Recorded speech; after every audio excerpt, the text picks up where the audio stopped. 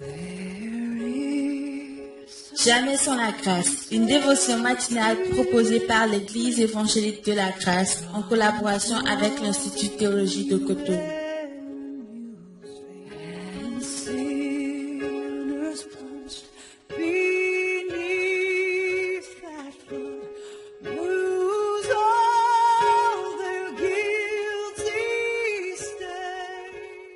Chers amis, chers internautes, une nouvelle journée, encore une nouvelle provision et une nouvelle semaine d'ailleurs. Que Dieu vous bénisse vraiment. Merci pour qui vous êtes pour nous. Donc Seigneur, merci de bénir ce matin cette dévotion. Notre désir, Seigneur, c'est qu'elle soit une source de vie pour quelqu'un ce matin. Tu nous connais et tu veux nous bénir par ta parole. Amen. Donc nous lisons ce matin dans 1 Roi chapitre 19, le verset 8. Et dans ce passage, il est écrit: il se leva, parlant bien sûr d'Élie, il se leva, mangea et but. Et avec la force que lui donna cette nourriture, il marcha 40 jours et 40 nuits jusqu'à la montagne de Dieu à Horeb. Amen. Donc les diététiciens donnent souvent ce conseil aux gens. Et vous connaissez peut-être, vous ne le connaissez pas, mais ils donnent toujours cette phrase célèbre. Ils nous conseillent de manger le matin comme le roi ou comme des rois, de manger à midi comme des princes et le soir de manger comme un pauvre. Assez intéressant. Et qu'est-ce qu'il veut dire par là? Il voulait juste dire par là que lorsque nous mangeons, le but, ce n'est pas juste de manger pour manger, mais on mange pour accomplir quelque chose.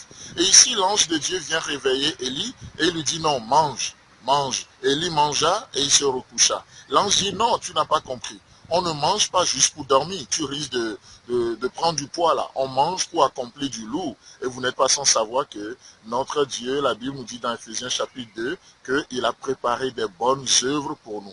N'est-ce pas? Il nous a sauvés sans les œuvres, mais pour des œuvres. Donc, il a préparé du lourd pour nous. Et on mange dans le but de marcher, d'accomplir des choses, de faire du lourd. N'est-ce pas? Et ici, Élie mangea et il se recoucha. Et l'ange dit non, non, non, non, allez, réveille-toi. Il y a quelque chose qui est préparé pour toi. Mais laissez-moi vous dire que ce n'est pas le hasard que nous rentrons dans cette journée. Je crois de tout mon cœur que Dieu a préparé quelque chose pour nous.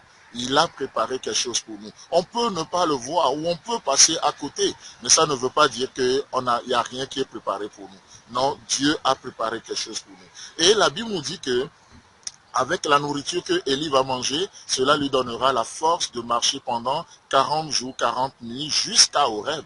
Assez extraordinaire de voir cette nourriture particulière. Comme on le disait dans la semaine passée, cette nourriture n'est rien d'autre que le produit de la croix. Un gâteau, mais cuit, préparé sur des pierres réchauffées. Christ qui est la pierre angulaire. Réchauffé, cela parle de la colère de Dieu qui était tombée sur lui. Et de ou pas sa meurtrissure, nous recevons la guérison. N'est-ce pas? Mange parce que le chemin est long. Mange parce que le chemin est long. Mes amis, Élie vient de traverser, ou en tout cas il est en train de traverser un moment de dépression très terrible. Mais laissez-moi vous dire que l'échec n'est pas une fin en soi. L'échec n'est pas la fin du voyage. Élie fuyait Jézabel. Il se refuge dans cette caverne. Et l'ange va lui dire non, mange. Pourquoi? Parce que ta peur n'est pas la fin du voyage. Ton échec n'est pas la fin du chemin. Il y a encore le chemin devant nous. Il y a encore 40 jours à parcourir. Il y a encore des jours, il y a encore des choses à accomplir. Oh, combien par des gens parfois ils pensent que oui, parce que j'ai échoué, Dieu ne peut plus m'utiliser. Non, Dieu ne peut plus rien faire pour moi. Non, votre échec n'est pas la fin de votre voyage. Et laissez-moi vous dire aussi que notre succès d'hier ne garantit en rien pour aujourd'hui.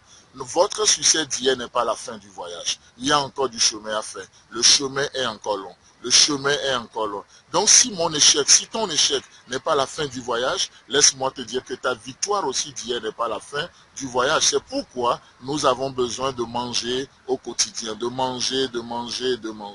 Les gens pensent quand on est célibataire, on dit quoi? Oui, le jour où je vais me marier, ce serait fini. Non, qui t'a dit que c'est fini? Le mariage n'est pas la fin du voyage. Le mariage, c'est juste un moyen pour atteindre un objectif.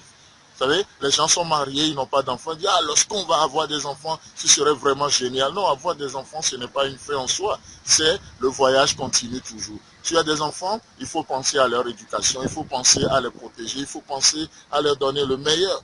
Les gens, quand on chôme, on dit, le jour où j'aurai du travail, vous allez voir. Non, on ne verra rien, ce n'est pas la fin du voyage. Le travail, c'est juste un moyen aussi pour montrer l'intégrité de Dieu, la fidélité de Dieu, honorer Dieu par son travail, ainsi de suite. Et quelqu'un va m'écouter ce matin et dire, mais pasteur, et si je mourais? Donc ce serait fini. Non, la mort n'est pas une fin en soi non plus. La mort aussi n'est pas la fin du voyage. Vous savez pourquoi? Parce qu'il est dit, il est donné à l'homme de mourir une seule fois, après quoi vient le jugement. C'est pourquoi.